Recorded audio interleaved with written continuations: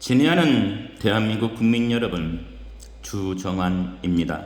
오늘도 대화에 대해서 말씀드리겠습니다. 사람들은 이렇게 돼야 합니다. 어떤 노인이 남편을 잃고 얼마 안 되어 귀하게 키운 외아들까지 장가를 보냈습니다. 그 후 얼마 지나지 않아 이 노인은 심한 기침에 시달리게 되었습니다. 감기로 시작한 조그마한 병이 진찰을 받아도 좋다는 약을 다 써보아도 입원을 해도 도무지 차도를 보이지 않았습니다. 아들과 새댁은 어머니의 건강 걱정과 밤마다 더 심해지는 어머니의 기침 소리로 인해 잠을 설친 밤이 한두 번이 아니었습니다. 그들은 어떻게 해서라도 기침을 낫게 해드리려고 온 정성을 다 쏟았습니다. 아들은 기침하는 어머니가 안쓰러워 어머니의 곁에서 간호하기 시작했고, 그러다 피곤한 어머니 옆에서 잠이 들곤 했습니다. 얼마 후에는 아예 어머니 방에서 자는 날이 더 많아졌고, 급기야는 그런 날이 일주일에 닷새가 넘을 때도 있었습니다. 며느리는 그로 인해 마음이 아팠지만 기침으로 고생하는 어머니를 지극정성으로 돌보는 남편에게 그 어떤 말도 말할 수가 없었습니다. 속 좁은 여인이라는 소리를 듣기 싫고 시어머니를 잘 모시지 못한다는 말을 더욱 용납하지 않는지라 속사람이 썩고 애간장이 타도 아무 말도 하지 못했습니다. 그러던 어느 날부터 속이 쓰리고 머리가 아프기 시작했습니다. 그리고 점점 얼굴에 웃음을 잃고 삶의 의욕도 없어지고 우울해하며 몸은 마르기 시작했습니다.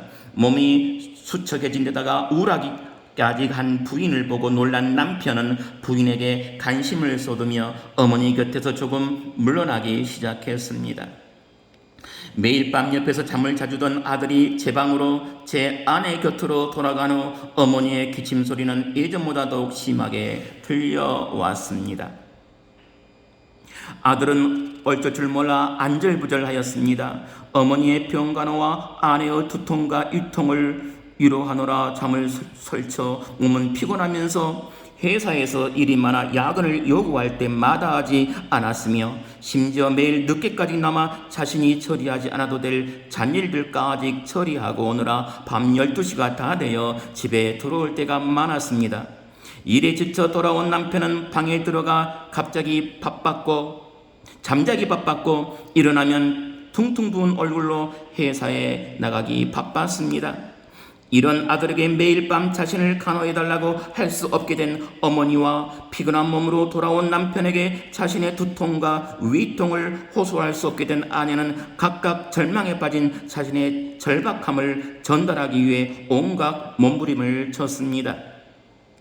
각자의 마음을 바르고 건강하게 표현하며 대화를 가졌다면 이렇게까지 복잡하게 되지 않았을 텐데, 간접적인 대화로 자신의 마음을 표현하기 때문에 엉뚱한 일을 만들어내고 관계를 복잡하게 하는 경우가 비일비재합니다. 어머니가 말합니다. 내 아들아, 난 너를 필요로 한단다. 내 아비도 죽고 너도 장가가고 난 너무 애롭단다. 고생하고 키워서 다른 여자만 좋은 일 시키다니 이 어미의 억울함을 너가 알아줘야 하지 않겠니? 아내는 또 마음속으로 말합니다. 여보, 난 당신을 필요로 해요. 난 당신 하나 보고 결혼했는데 당신은 나라는 존재가 있는지도 모르니 난 정말 억울해요. 어머니가 아프셔서 남편을 빼앗아갈 줄 알았더라면 결혼하지 않았을지도 몰라요. 이건 약속에 없던 일이잖아요. 이건 정말 부당해요. 당신은 어머니만 이해하시고 전 당신 눈에 보이지도 않고 전 당신 마음속에 조그마한 자리도 차지할 수가 없어요. 전 정말 억울해요. 죽고 싶어요. 또 남편은 또 속으로 이렇게 얘기합니다. 제발 부탁이니 날 좀 내버려 두세요. 두 사람 다 나를 못살게 굴고 있으니 내가 없어지는 편이 오히려 낫겠어요. 난 지쳤다고요. 두 사람 다 날 죽이려고 작정한 것 같아요. 마음 편할 날이 좀 있었으면 좋겠어요. 회사에서도 일이 많고 집에서도 일이 많고 내 몸과 마음은 찢기고 갈려서 도저히 살아남을 것 같지 않다고요. 왜 이러는 거예요? 제발 날 좀 못살게 굴지 말아요. 난 지쳤어요. 여러분, 여러분의 대화는 어떻게 하고 계십니까? 한번 체크해 볼까요? 어떤 일에 대해 표현하기 어려운 상황이 되면 당신은 어떤 방법으로 당신의 마음을 전달합니까? 누군가가 내 마음을 알아주지 못했을 때 당신은 어떤 방법으로 마음을 전달합니까? 여러분, 한번 생각을 해 보시기 바랍니다. 어느 누구도 대화하지 않을 수 없습니다. 모든 사람은 관계 속에서 살아갑니다. 관계 속에서 사는 사람은 그 어떤 사람이라도 자신을 표현하지 않고 살 수 없습니다. 어떤 부인이 말하기를 자신은 시집와서 너무 무서운 시아버지와 스스로 늘 불행하다고 여기는 시어머니, 그리고 성격이 개박한 남편 밑에서 찍소리 한번 내보지 못하고 살았다고 합니다. 그러면서 그간의 자신의 삶을 잃어버린 삶, 색깔 없는 삶, 무시당한 삶, 짓밟힌 삶, 진정 자신을 표현해보지 못한 삶이라고 한탄했습니다. 그 누구도 자신의 존재를 알아주지 않았고 자신의 말을 듣는 이도 없었으며 말 한마디 제대로 못하고 마음 한번 제대로 표현해보지 못하고 살아왔다고 녹두리를 늘어놓았습니다. 그러나 한 가지 재미있는 사실은 자신의 인생이 그렇게 많은 피해를 보며 사는 인생이라는 메시지를 그녀가 평생토록 표현하면서 살아왔다는 사실입니다. 그녀 자신은 그렇게 생각하지 않았지만 그녀는 말이 없었고 잘 웃지도 않았으며 때로는 심한 우울증에 빠져 자살을 시도해 보기도 했고 자기를 알아주지 않는 남편과 각방을 쓰며 살았습니다. 시부모님과 한 집에 사는 것이 불편하여 그들을 피해 직장을 다녔고 집에 들어오면 자녀들 외에 다른 사람과는 대화하려 하지 않았던 모든 행위가 그 메시지 자체였음을 그녀는 알지 못했습니다. 대화는 말로만 이루어지는 것이 아닙니다. 관계 속에서 이루어지는 사람의 모든 행동 자체가 대화입니다. 왜냐하면 사람은 대화하지 않고는 살 수 없기 때문입니다. 대화를 안 하려는 모든 노력 또한 대화하기 싫다는 메시지를 정하는 행위이기 때문에 그 또한 대화입니다. 그 어떤 대화도 대화가 아닌 행동은 없습니다. 자신의 대화가 의식적이든 무의식적이든 의도적이든 자연적이든 언어적이든 비언어적이든 일단 인간으로 태어났으면 대화하지 않을 수 없다는 것이 인간관계의 자연 법칙입니다. 대화하지 않는다는 것은 그 자체가 불가능한 것입니다. 모든 대화는 위험을 수반합니다. 다시 말하면 대화를 하다가 싸울 수 있다는 말입니다. 대화는 관계입니다. 나 혼자만의 세계에서 홀로 살아간다면 대화 그 자체가 불필요한 것입니다. 그러나 한 사람의 행동이 대화 그 자체가 되는 것은 모든 사람이 관계 속에서 살아가고 있기 때문입니다. 전철이 오기를 기다리고 서 있는 사람들의 행동 하나하나가 그들과 전혀 관계없는 사람들에게 대화하고 있는 행위입니다. 생각에 잠겨 먼 산을 바라보고 있다든지 다리를 떨며 팔짱을 끼고 서 있다든지 오른손에 무거운 가방을 들고 서 있다가 휴 소리를 하면 다른 손으로 가방을 옮기다든지 어느 전철을 탈지 몰라 누군가에게 물어보기를 원하는 아주머니의 서성됨이라든지 나와 상관없는 사람들의 세계 속에서도 조금만 눈여겨 살펴보면 모든 사람이 자기 나름대로의 방법을 선택하여 대화를 나누고 있다는 사실을 알게 됩니다. 대화하지 않는다는 그 자체가 인간으로서는 불가능한 일입니다. 그렇다면 무엇이 문제입니까? 모든 사람이 자기 나름대로 대화하고 살아간다면 아무런 문제가 없어야 하지 않습니까? 라고 의문을 품는 분도 계실 것입니다. 문제는 관계 속에서 이루어지는 모든 대화가 위험을 동반한다는 사실입니다. 한 사람의 행동과 언어 구사가 그 사람의 마음을 100% 표현한다 할지라도 그 대화로 말미암은 상대방의 반응을 100% 예측할 수 없기 때문에 사람들은 그 위험의 가능성을 줄이기 위해 대화 속에서 그 위험을 동반할 만한 요인들을 삭제시키고 대화를 나누는 경우가 비일비재합니다. 싸울까 봐서 자기가 하고 싶은 말을 피한다는 말입니다. 대화 속에서 위험을 동반하지 않으려다 보니 병적인 대화가 이루어지는 것이지요. 이 말을 해봤자 또 상대방이 남편이 성질 낼 것이니까 내가 말을 해버리지 않는다라는 병적인 대화를 하다 보니 병적인 관계들이 맺어지는 것입니다.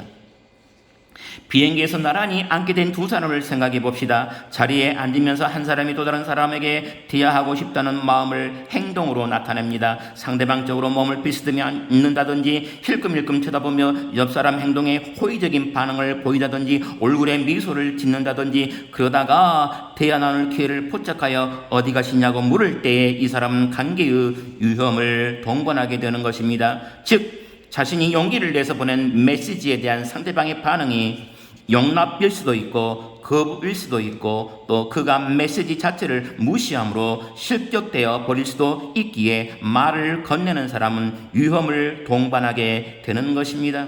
바로 이러한 위험을 동반하지 않으려고 많은 사람들은 서로 알기를 원치 않는다는 메시지를 주고받으며 살아갑니다. 위험을 동반하는 대화는 친근해질 수 있습니다. 그러나 위험을 동반하지 않는 대화는 그 어떤 관계도 발전시킬 수 없습니다. 위험이 동반할 때마다 부인하고 회피하고 또 가잉 반응으로 응수한다면 관계는 더욱 악화되고 파괴될 가능성도 높아집니다. 병적인 대화는 위험을 피할 수 있는 길을 선택합니다. 모든 대화에는 송신자가 있습니다. 보내는 사람이 있습니다.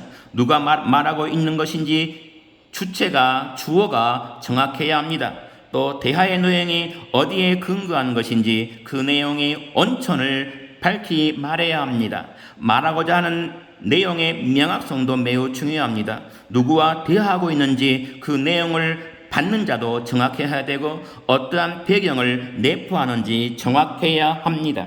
그런데 병적인 대화는 위험을 동반하지 않기 위해 5가지를 중 무엇을 얼버무려 버립니다. 대화를 하지 않고 살 수는 없으므로 대화를 하긴 하되 위험을 동반하지 않는 한도 내에서만 하려다 보니 안전한 문장 완성이 불가능해지는 것입니다. 한번 대화를 들어보십시오. A. 모든 사람들이 날 보면 멍청하다고 생각할 거야. B. 누가 그런 소리를 하니? 너가 왜 멍청해? 아니 내가 멍청하다는 게 아니라 어디서 읽었는데 결혼하려면 적극적이 돼야 한대. 너 결혼하고 싶니? 아니, 결혼하고 싶다는 게 아니라 난 아무 가치도 없는 존재야. 누가 날 거들떠보기도 하겠어? 사람들 말이 맞아. 난 안 태어났으면 더욱 좋을 뻔했어. 누가 그런 소리를 하니? 그건 몰라도 돼. 말하고 싶지도 않고 말한다고 누가 들어주기나 하겠어? 다 소용없는 짓이야. 난 지옥 속에 갇힌 기분이야. 그건 또 무슨 말이니? 몰라도 돼. 그저 한번 해본 소리야. 이러한 병적인 대화는 관계의 위험을 동반하지 않으려고 상당한 양의 삶의 에너지를 잘못 사용합니다. 무엇인가 말하고 싶지만 말하지 않고 누구에겐가 전하고 싶지만 누구에게인지가 분명하지 않으며 어디에서 들었는지 무슨 환경에서 비롯된 사건인지 그 여부를 흐리고 알 도리가 없도록 만드는 데 모든 에너지를 사용합니다. 대화를 한다고 하면서도 괴로워지고 불편해지고 힘들어지고 때론 더 이상 관계하고 싶지 않은 상태로 들어가게 되는 것은 다 이러한 이유들 때문입니다. 정확한 메시지가 전달되지 않을 때 병든 관계가 시작되고 고질의 악순환은 작동되는 것입니다. 모든 사람은 대화하고 살아갑니다. 그 누구도 대화하지 않고 살아갈 수는 없습니다. 한 사람의 행동과 언어 그 자체가 대화입니다. 모든 대화는 관계의 위험을 동반합니다. 관계의 위험을 동반하지 않는 대화는 병적인 대화입니다. 병적인 대화는 병적인 관계를 형성하고 병적인 관계는 병적인 관계의 패턴을 낳습니다. 위험을 동반하는 대화를 풀어나가는 대화 기술은 우리 삶의 필수 조건입니다. 한번 대화를 나누어 보십시오. 어느 누구도 대화하지 않을 수 없다는 것을 아십니까? 대화한다는 자체가 관계의 위험을 동반함을 아십니까? 대화하는데 못할 경우 어떤 방법을 취합니까? 대화한다는 자체가 관계의 위험을 동반할 때 주로 어떤 방법을 써서 그 위험을 축소시킵니까? 위험이 동반하지 않으면 병든 대화라고 하는데 그런 대화로 인해 어떤 병든 관계들이 형성되고 있습니까? 사랑하는 여러분, 주정환이었습니다. 다음 시간에 뵙겠습니다. 감사합니다.